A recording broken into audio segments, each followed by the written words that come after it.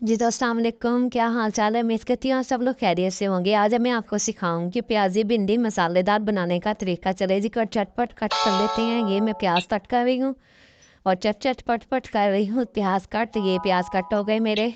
जी तो इसके बाद मैं करूँगी इस टमाटर कट।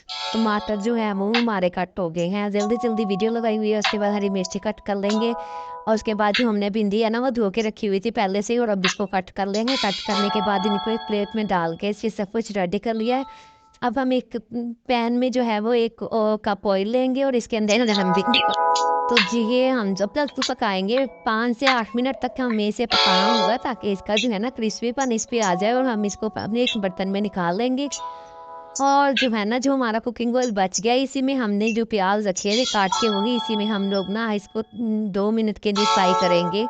और ये देखिए जी इसके बाद मैंने अदरक लहसुन का पेस्ट डाल दिया है। अदरक लहसुन पेस्ट को थोड़ा सा हल्का सा फ्राई करने के बाद हरी मिर्ची डाल दी। हरी मिर्ची को भी हल्का सा फ्राई करेंगे। एक नमक की चम्मच, एक नमक हल्दी है और लाल मिर्च और कश्मीरी मिर्च जो है वो हम ये डाल दिए अब। और इनको भी हम जो है ना हल्का हल्का सा फ्राई करने के बाद इसके बाद हम टमाटर डाल देंगे। टमाटर के बाद हम फौरन से भिंडी डाल देंगे। हमने भिंडी डाल देनी है ताकि क्योंकि फ्राई तो वो पहले से है। उसके बाद हमने इनको हल्के हाथ से हिलाना है ताकि टमाटर सब कुछ है मिक्स हो जाए अच्छे से। तो हम इसको 2 मिनट के लिए दम पे रख देंगे हाइट से फ्लेम पे। उसके बाद हम तो से देख कर मिक्स टेक केयर।